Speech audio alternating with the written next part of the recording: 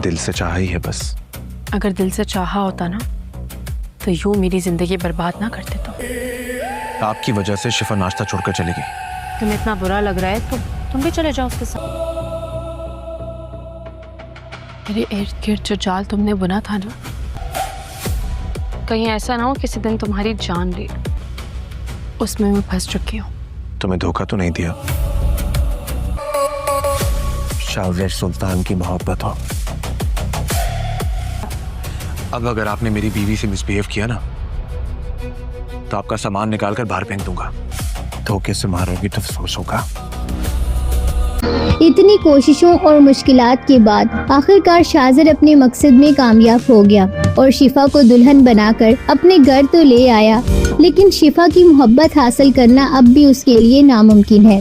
शिफा शाहज़र से ठीक तरह बात नहीं करती और वो गुस्से में शाहज़र से कहती है कि वो इन तमाम लोगों को उससे दूर कर देगी जो कि उसके करीब हैं। लेकिन शाहज़र को इस बात से कोई फर्क नहीं पड़ता, क्योंकि उसे सिर्फ शिफा की मोहब्बत चाहिए और वो उसके लिए किसी भी हद तक जाने को तैयार है। शाहज़र के लिए सबसे बड़ी खुशी यही है कि शिफा अब उसके साथ है, जबकि दूसरी तरफ शाहज़र के घर वाले भी शिफा को दिल से इस घर की बहू तस्लीम नहीं कर रहे। यहाँ तक कि शाहज़र की बहन भी शिफा से बदतमीजी करती है। ये सब देखकर शाहज़र अपनी बहन को सख्ती से कहता है कि अगर आपने मेरी बीवी को इस घर में इज्जत नहीं दी और उसके साथ बदतमीजी की तो मैं तुम्हारा सामान उठाकर इस घर से बाहर फेंक दूंगा। शाहज़र की ये बात सुनकर शाहज़र का बाप गुस्से में आ जाता है, क्योंकि वो शिफा के लिए अपने घर वालों के खिलाफ खड़ा हो चुका है।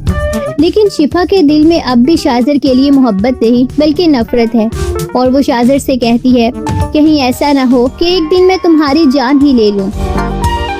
शिफा की ये बात सुनकर शाहज़र पीछे नहीं हटता और वो शिफा के हाथ में पिस्तौल रख देता है और कहता है शाहज़र सुल्तान नाम है मेरा और तुम मेरी मोहब्बत हो। तुम मुझे 100 बार भी मारोगी तब भी मेरी मोहब्बत तुम्हारे लिए कम नहीं होगी। तो दोस्तों अब देखना ये है कि शिफा की नफरत कब मोहब्बत में बदलती है और शाहज़र की ये दीवानगी उसे कहाँ तक ले जाती है। हमें अपनी राय कमेंट्स में ज़रूर दें।